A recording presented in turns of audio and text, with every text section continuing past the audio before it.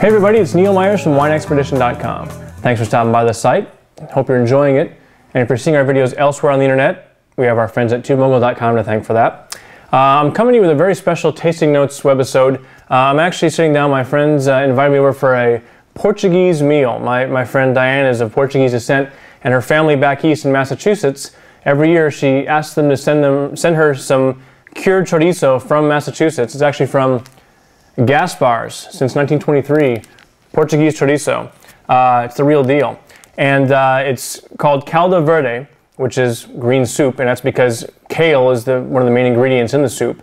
But her family playfully calls it baseball soup. Reason for that, the Portuguese word for kale is, how do you say it? Couve. It's spelled similar to curve, and so her family, her grandfather modified it to say curve, baseball soup. It was her grandfather's way of sort of incorporating his old Portuguese recipes into the children and the grandchildren, and introducing the old traditions into new American traditions and making it all work. So baseball soup. You can see there's a lot of kale and chorizo and carrots and pasta and good stuff in here. So when I was invited to dinner, I thought, well, I can't show up empty-handed, I never do, but I'm going to bring wines that are appropriate for the cuisine. So I brought two Portuguese wines. The first one is a white wine. It's Vinho Verde, which literally means green wine, and it's a young 2008 from a vineyard called Encostas de Lima.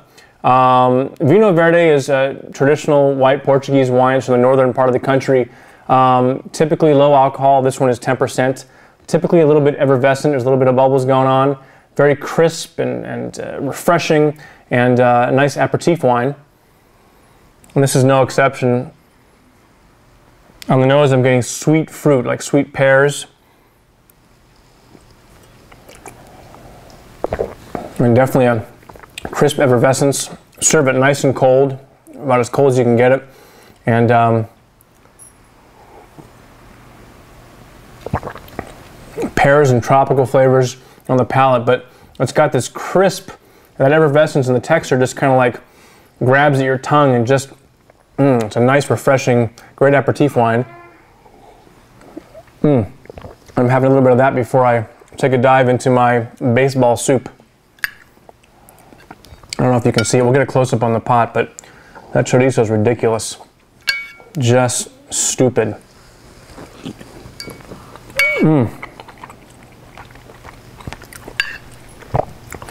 This is one of those sort of ultimate comfort foods, you know. It's like, it's kind of cooling down here in California right now. It's a pretty cold day. It's supposed to rain tomorrow.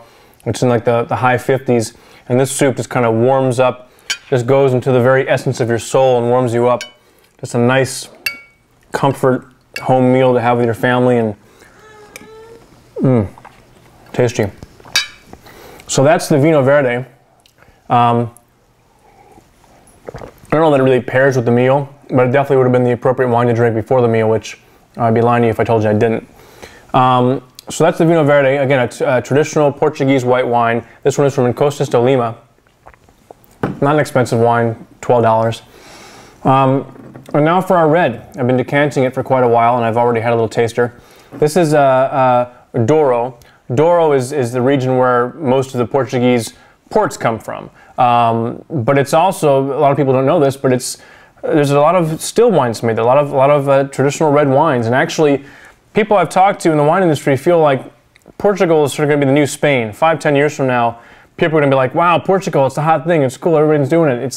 It's sort of a sleeper in terms of wine regions, but it's actually one of the oldest DOs in the world. Chianti is older, but it was sort of established as a certified wine region back in the 1700s. So this is from Quinto de Valado, which is a sixth-generation Portuguese family, and this winery dates back to the 1700s. And this is from the Douro region, 2005 Reserva. The grapes that go into these red wines are the same grapes that go into port, into the fortified ports that are made there. So a lot of times when you taste a Douro wine, you're getting some of the same flavors and there's something reminiscent of a port. But it's, again, it's from Douro. Douro is along the shores of the Douro River. It's set back from the coast a little bit. It's sort of sheltered from the ocean influence by the mountains. Let's give it a try. don't know if you can see, but a beautiful color in this wine. Nice garnet, bright color.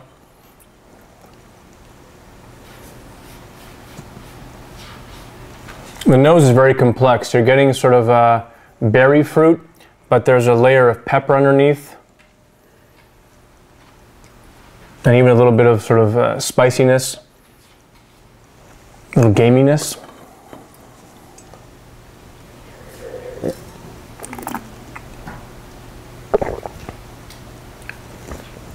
Very complex wine. Dark fruit, plums, but like candied plums. And then there's this layer of pepper and tar and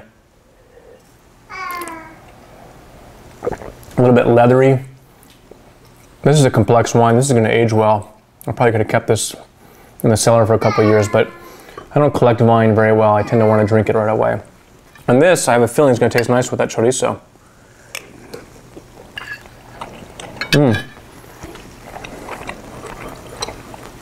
The pepper in the wine, sort of a nice